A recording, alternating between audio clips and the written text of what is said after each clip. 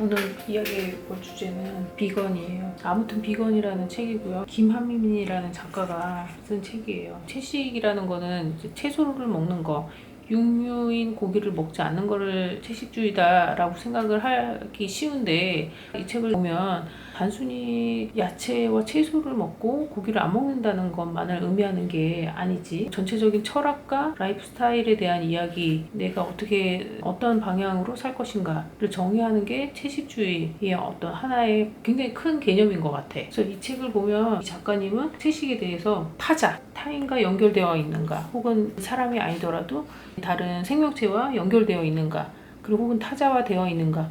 채식을 하는 이유를 크게 세 가지로 들고 있는데, 일단 동물을 인간과 같은 하나의 종으로 생각하는 것, 그 종들 간의 차별을 하지 않는 것, 그리고 또 하나는 이제 환경, 그리고 이제 건강인데, 동물을 차별하지 않는 것에 대해서 가장 큰 비중을 할애해서 쓰고 있는 것 같아요. 이 저자는 종차별주의라는 말이 있는데, 개나 고양이는 인간의 반려동물이 돼가지고 제 수명을 다 누리면서, 또 가끔 이제 유기견이 돼 있는 신세가 또 있지만 그래도 잘 먹고 또 잘 죽으면 또 이것까지 마련해서 난장이 되는데, 또 뭐 돼지나 소나 또 양이나 닭이나 이런 동물 인간의 먹거리가 되면서 가진 순환을 겪고 제명대로 못 살고, 닭 같은 경우는 원래 제명대로 살면 25년 동안 살 수 있다고 하는데, 인간의 그런 육계 시스템에 들어오면서 한 달 안에 다 살처분이 되는 거죠. 엄격한 것 같아.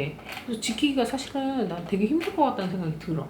여러 주의자들이 타협을 할 수 있는데 반해서 채식은, 만약에 이 채식주의 철학에 동감을 하고 그 가치관을 받아들이게 되면 굉장히 철저하게 지키는 거는 뭐랄까, 거의 스님 종교에 가까울 정도로 엄격하지 않나. 그 뭐 빨간 고기만 먹지 않겠다, 그러니까 돼지고기와 소고기만 안 먹는 거, 페스코일 거고요. 그 거기에 이제 소젓, 우유, 그리고 그 소젓을 가공해서 만든 유제품들, 치즈, 이런 류의 것들도 같이 안 먹는 거, 락토오보. 다음이 생선인가요? 그러니까 이거 약간 위계관계는 아닌 것 같아요. 위계관계는 아닌 것 같고, 그냥 취향에 따라서 제가 이제 선택하는 것 같은데, 여러 가지 채식주의자들 사이에 어떤 뭘 택하면 더 강하게 하는 거다 이런 건 아닌 것 같고, 그냥 자기가 할 수 있는 것을 선택해서 이제 하는 것 같은데, 뭐 빵을 좋아하니까 빵에는 기본적으로 뭐 버터든지 우유가 들어가니까 계란도 그런 들어가고. 걸 참 포기하기가 어려울 것 같고, 그래서 나는 한다면 락토오브 정도는 락토오브 베지터리안 되지. 하지만 우유는 안 먹을 생각이야. 왜냐면 우유는 사실 생산 과정이 버터라든지 치즈라든지 이런 게 다 우유에서 만들어지는 거긴 하지만, 그래도 우유라도 소비를 줄이면 전체적인 젖소에 대한 차치는 조금이라도 줄이지 않을까라는 생각을 하는데, 사실 뭐 우유가 이 김한미 작가의 책에 따르면 우유 생산 과정이 그러니까 고기를 생산하는 과정에 비해서 전혀 또 뒤떨어지지 않는다. 그 잔혹함이 강제 임신, 그러니까 우리 인간과 똑같이 소도 우유가 나오려면 임신을 해야 되는데, 임신해서 출산을 해야 되는데, 그래서 일단은 임신하기 위해서 강제 임신을 시키고. 근데 지금 되게 리얼하게 나와 있는데, 사실 이 내용은 영화 옥자에서도 비슷한 부분이 나와요. 기억이 나? 옥자가 딱 우리가 말하는 채식 그리고 육류를 먹는다는 것에 대한 이야기를 하고 있거든요. 그 육류를 먹는다는 것뿐만 아니라 그 옥자와 그 옥자의 주인공 친구 있죠? 교류와 친구 공감대 뭐 이런 거거든요. 근데 그게 타자와의 연결이라는 부분이거든요. 그러니까 이 부분에 대해서 완벽하게 봉준호 감독은 생각을 하고, 채식주의에 대해서, 근데 채식주의인데 그렇게 살았죠?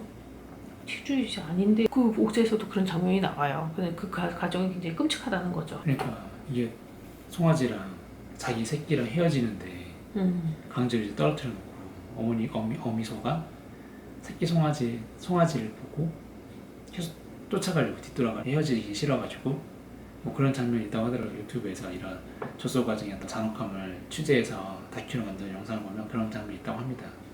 그런 걸 보면 정말 인간이 정말 잔혹하구나라는 생각을 하게 되고, 그래서 이 미국 낙농업계가 만들어낸 어떤 신화다. 우유가 몸에 굉장히 좋고 결점이 하나도 없는 완전 음식, 그런 음식으로 우유를 막 꽂고 그러잖아요. 그런데 이런 것들이 이제 미국 낙농업계가 만들어낸 신화다라는 얘기를 사실 예전부터 많이 들어왔고, 이런 다큐도 있고 많이 소개가 되고는 있는데, 사실 저는 그런 거를 알기는 한데 나만 안 먹는 게 아니라 아이들을 키우는 입장이다 보니까 분유도 사실 젖소한테서 나오는 거잖아. 영양가가 필요하거든요. 그거 아니면 아무것도 못 먹거든요. 성인이 돼서도 계속 먹어야 된다는 건 아니지만 아이들이 자라는 성장기에서는 필요한 영양소들이 들어있다고 보거든. 이런 부분에서는 나는 타협을 해야 된다고 보거든. 나는 잘 모르지만은 우리가 우유를 먹어야지 키가 큰다, 또 어렸을 때 고기를 먹어야지 키가 큰다라는 것도 하나의 우리가 고정관념, 세뇌된 그 양농업계라든지 기존의 어떤 기성세대 또는 기성 의료인들, 기성 영양학자들의 어떤 그 사람들도 사실 큰 근거 없이 물려오던 그런 주의 주장들을 그냥 그대로 되풀이하는 거 아닌가. 그게 우리들한테 약간 생각처럼 각인된 게 아닌가 생각이 들어. 그래서 그런 거 다 의심해봤는데 여기 채식주의를 지향하는 영양학자들에 따르면 콩 단백질이라는 식물성 영양소만으로도 충분히 다 커버가 가능하다고 그러고, 다만 부족한 게 이제 B12, 비타민 B12인데 이런 것들이 들어있는 것만 뭐 멸치나 또는 메추리알이라든지 육류에서 또는 생선류에서만 보충이 가능한 건데, 거기서만 좀 가끔씩, 그러니까 생선이나 이런 걸 통해서, 멸치라든지 이런 걸 통해서 보충하면 되지 않을까. 비건 육아를 실천하는 사람들도 있거든. 뭐 많지는 않겠지만 비건 육아를 이제 고집하고 철학을 갖고 있어서 어린이집이나 유치원에 보내면서도 선생님한테 우리 아이는 비건 육아를 하기 때문에 뭐 어린이집에서 나오는 그런 육식에 대해서 얘는 주지 말라라고 한다는 거예요. 그러면은 이제 그 선생님들도 사실 난감한 거지. 그리고 어떤 경우에는 아이가 나 친구는 저거 먹는데 왜 나는 저거 못 먹어요? 그러면서 막 속상해하면서 운다는 거예요. 근데 거기에 대해서 또 이제 비판하거나 하는 시각에서 보면은, 저렇게 보면은 아이가 원해서 먹고 싶어서 우는 거면 그 아이가 선택한 채식주의가 아니지 않느냐, 부모에 의해서 결정한 채식주의지 않느냐라는 건 거지. 비건 중에서도 비건 육아를 굉장히 철저하게 지키는 이제 그들을 또 비판하거나 그러는 건 아니라고 봐. 그렇지만 어떤 부분들이 부족한 영양소들이 있는 거고, 생선 그리고 계란 다 채식은 아니거든. 그러니까 사실 선택권을 우리가 안 줬던 것 같아. 왜냐면 무조건 고기 사가지고 고기 먹으라고 그러고, 사실 우리가 아이들한테 우리가 설명해줘서 과연 고기가 이런 과정을 통해서 생산이 된다라는 걸 알려주기만 해도 아이들이 아마 고기를 안 먹을 수 있을 것 같아. 근데 못 먹지. 아이들은 우리보다 더 그러니까. 타자와 연결돼 있으니까. 그러니까. 근데 우리가 그런 걸 알려주지 않고 선택하라는 자체가 충분한 정보를 주고 선택하라는 거니까, 우리가 만약 정말 제대로 된 정보를 주고 육식은 이렇게 생산되고 채소 먹어도 줄 수 있는 나이대가 어느인지 하는 거지. 그러니까 아이들 믿으면 된다 생각해. 분명히 이 돼지고기나 소고기 이런 것들이 죽여서 만들어놨는 인식하고 있는데, 그래서 어느 땐가는 그걸 먹기 싫어했는데 그 맛에 길들여져서 아이는 분명히 타자와 동물에 대한 어떤 생명의 존중 뭐 이런 것도 타자화 시켜서 생각할 수 있었음에도 불구하고 우리가 그런 기회를 좀 묵살했던 점이 있었다고 생각하고, 계속 어렸을 때부터 먹여주고 자연스럽게 입맛에 길들여지게 하니까 애들한테 선택을 주는 것인가?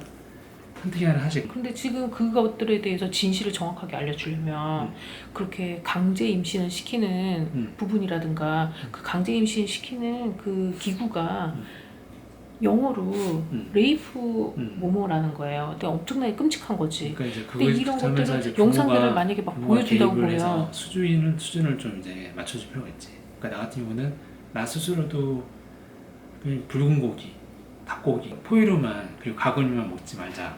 그러니까 한마디로 가장 낮은 단계의 채식을 지향하고 있는, 뭐 그것도 잘 칭찬하고 있지 않지만 그 일단 1단계로서 그걸 지향하고 있는 사람으로서 아이들한테 뭐 당장 우유를 먹지 마라, 뭐 또 우유가 이렇게 잔인한 과정에 생산된다라는 거 굳이 알려주고 싶지 않지만은 그냥 될 수 있으면 우유가 아닌 다른 두유라든지 100% 두유로 한번 입맛을 맞춰줘 볼 필요가 있다 생각하고 그렇게 하려고 하는데, 그래서 그런 것까지 알려줄 필요 없다 생각해.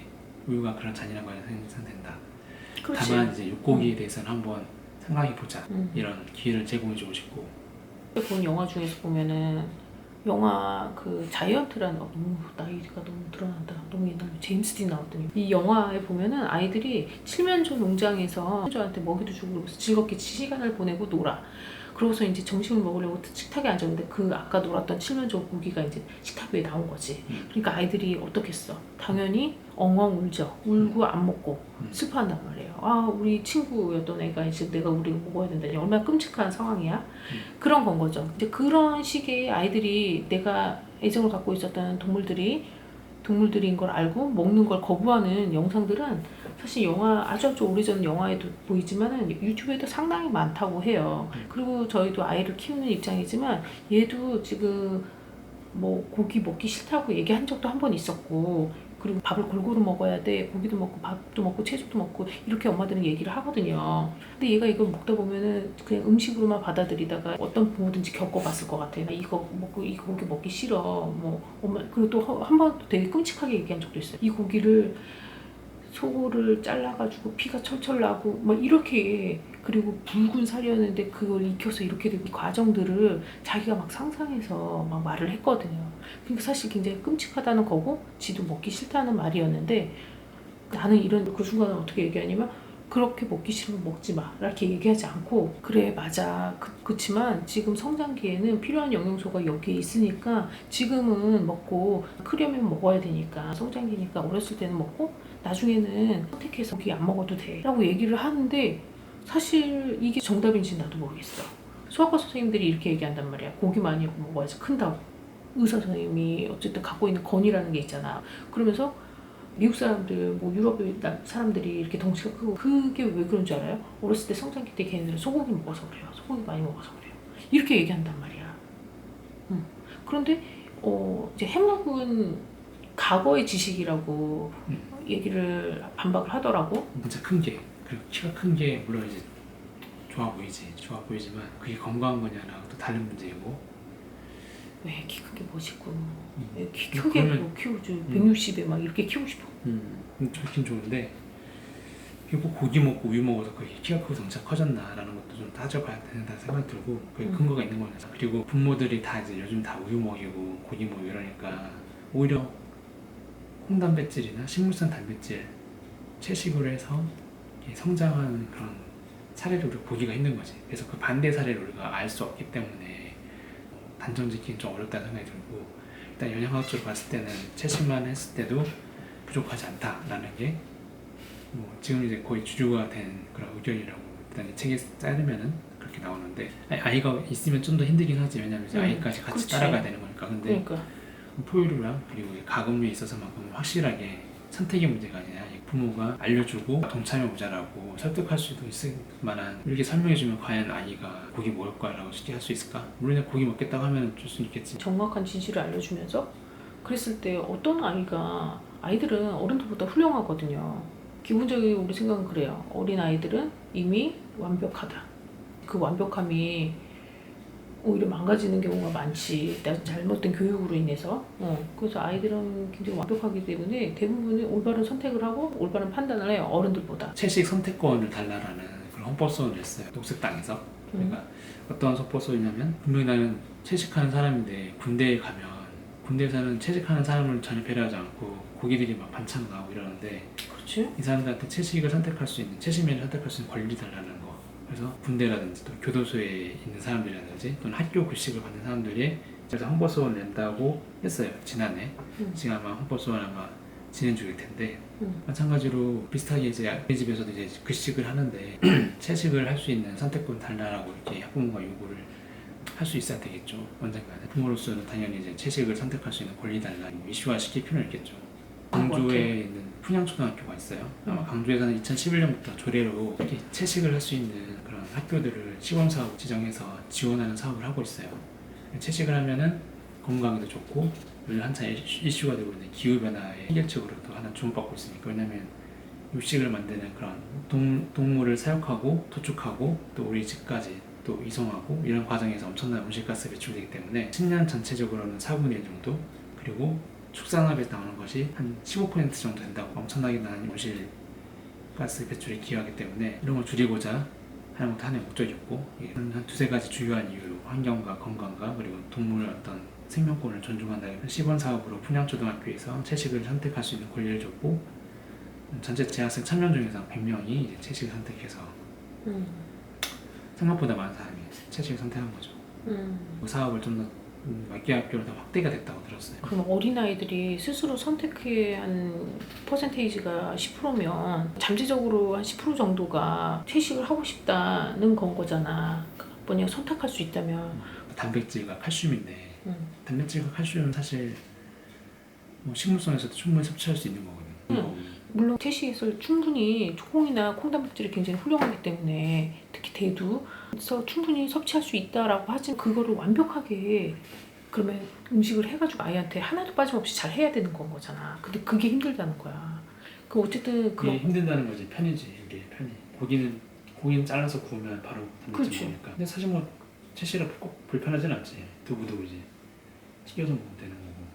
아니야, 어려워. 아무튼 어렵단 말이야. 채식이 그렇게 할 수는 있지만 흡수가 더디다라는 얘기가 있어. 그게 의사들의 얘기야. 뭐 불가능하진 않겠지. 하지만 흡수가 더디기 때문에 성장기 아이들은 정말 조금 뛰어놀면 배고프거든요. 2시간에 한 번씩 밥 먹어야 되거든요. 그 간식도 먹어야 되고. 근데 그 모든 것을 채식으로 엄마가 준다? 어마어마하게 힘든 일이야. 어마어마하게. 육류 단백 육식은 굉장히 소화하는데 시간이 오래 걸려. 채식은 금방 걸려. 그러니까 한마디로 배고파. 한마디로 육식을 하게 되면 배가 금방 꺼져. 그리고 이제 피로하지 더. 고기를 소화시키기 더 힘드니까. 나는 뭐 비건 육아에 대해서는 조금 동의하기가 힘들어. 내가 하기도 힘들지만 생각은 동의하지만 아이들까지 나중에 채식주의를 따라하는 건 좋아. 그리고 그런 환경을 조성하는 건 좋은데 옛날 사람이라서 그런지 고기를 먹어야 되고 아이들한테 우유를 줘야 되고 계란이나 이런 것들을 통해서 단백질을 바로바로 아이들은 세포가 계속 생기고 계속 뼈가 자라고 큰 에너지가 필요하단 말이에요. 그렇기 때문에 채식을 내가 완벽하게 음식을 잘 줘서 얘가 거기에 부족함이 없이 큰다면 모르겠는데 그렇게 일단 자신이 없고 그래서 계속 자꾸 타협점을 비건 육아에 대해서는 뭔가 다른 방법 어느 정도 이거는 반반으로 해도 되지 않을까 이런 생각을 자꾸 하게 되는 것 같아. 근데 육식이 몸을 더 힘들게 한다는 거는 사실 과학적으로 굉장히 증명이 돼 있는 사실이에요. 우리가 지금 성장기 어린아이들에게까지 채식을 권유할 수 있을까? 그리고 건강에 이상이 없을까? 이 얘기를 좀 더 많이 하다 보니까 그렇지만 성인이라는 가정하에 육식 빨간 몸에 안 좋고 더 필요하게 만들고 이런 부분들에 대해서는 이제 과학적으로 많이 검증된 얘기 논문들이 또 많이 있고요. 그리고 뭐 몸이 굉장히 튼튼한 스포츠맨들은 다 고기를 먹어서 그럴 것이다 라는 거에 대해서 정확하게 반박을 하고 있더라고. 유명한 사람들 누가 있어? 채식주의를 하고 있는 그런 사람들, 운동선수나 이런 사람들 중에? 테니스 선수인 세레나 윌리엄스 그리고 우리 뭐 롯데 야구 선수도 지금 채식을 하고 있다고 하는데 롯데 야구 선수 누구? 노경훈이었나? 잘 모르겠는데 메시 같은 경우도 시즌 중에는 채식을 한다고 알고 있어요. 왜냐면 육식을 하게 되면 금방 피곤해지고 지구력이 떨어지기 때문에 채식을 하면은 좀 더 피로감 회복이 또 빨라지고 더 힘도 더 잘 쓴다고 하더라고요. 그래서 시즌 중에 이렇게 채식하는 사람들이 덜어 있다고 합니다. 전 연령대에서 채식하는 게 좋다고 하더라고요. 어디서? 미국 영양학회에서는 딱히 뭐 어렸을 때는 안 된다, 어렸을 때는 육식 먹어야 된다 이런 게 아니라 전 연령대에서 채식을 권한다. 진짜? 그러니까 임신부터 출산 그리고 신생아기부터 노인기까지 일생이 어느 시기에서든 적절하게 잘 짜여진 채식은 완벽하다. 미국 영양학회에서. 그래서 어느 시기 기다렸다 채식하는 게 아니다. 임신 중에도 엄마가 채식하는 게 산모에게도 아이에게도 이롭다. 모유 수유 과정에서도 저절된 이후에도 아이가 식물성 식품 중심으로 식사하는 게 훨씬 더 건강하고 건강하게 성장할 수 있다. 청소년이나 청년이나 노년이나 다 마찬가지다. 대신 영양학적으로 편중되지 않게 식단을 잘 짜야 한다. 그게 너무 어려워. 감자에는 칼로리 15%가 단백질이지. 원래 감자에나 곡물에는 단백질 없다고 생각하기 쉬운데 탄수화물이 꽉 차 단백질 충분히 많이 있어. 유명한 영화 감독 제임스 카메론 아바타에 맞나? 제임스 카메론 감독도 채식주의자고 그리고 그런 채식주의에 대한 다큐멘터리 영화도 찍었다고 해요. 게임 체인저? 어떤 내용이야? 채식하는 유명인들을 인터뷰한 거라고 하는데 기후변화에 대한 위기감이 가장 큰데 그 기후위기 헤쳐나갈 수 있는 하나의 수단으로서 채식을 많이 이렇게 사람들이 공감하게 되면서 아놀드 슈왈츠제네거가 채식주의자예요. 진짜 시장조사기관 컴페어 더 마켓에 따르면 영국의 채식 인구가 2016년에 전체 인구의 2%였는데 우리랑 비슷한 거죠. 몇 년 사이에 2018년에 14%로 7배가 증가했어요. 그리고 유럽 전체 채식 인구는 최소 7,500만 명. 그리고 세계 전체로는 1억 8천만 명 정도. 인도는 제이한 숫자로 갑니다. 그렇구나. 이제 배터리가 없는 관계로 마무리 멘트를 좀 해볼까? 이 김한미 작가 같은 경우는 이제 동물의 어떤 차별, 종차별주의에 중심을 두고 설명했는데 채식의 필요성을, 저 같은 경우는 환경에 관심이 많아가지고 이 기후위기에 대응할 수 있는 작은 실천으로서 우리가 할 수 있는 작은 실천으로 채식을 한번 해보자, 이런 작은 실천을 하면서 좀 더 강하게 채식을 할 수 있는 그런 조금씩 진전할 수 있지 않을까, 그 작은 실천이 모이면은 큰 좀 변화가 이루어지지 않을까 하는 생각으로 하고 있습니다. 동의, 동감, 미투. 채식을 너무 유난스럽게 보는 그런 입장은 조금 배제되었으면 좋겠어. 자기가 아니라고 해서 막 채식주의를 왜? 막 따진다거나 그 유난 떤다고 보거나 이런 시각들이 되게 많거든요. 조금 나와 다른 라이프 스타일을 갖는 거에 대해서 좀 극도로 비판하거나 좀 날석에 바라보는 경향이 있는 것 같아요. 그냥 자기의 라이프 스타일을 남들한테 강요하고, 우리도 뭔가 채식주의가 이런 점에서 좋지 않나라고 생각은 하지만 그걸 남한테 강요하기 위해서 이런 영상을 만드는 건 아니거든요. 저도 아이들한테 약간 아리까리하고 걱정되는 부분도 있고, 그래서 뭐 늘 이런 얘기를 같이 하면서 뭐 적용시켜 보기도 하고. 다음 편이 언제가 나올 수 있을까 모르겠네요. 굿나잇.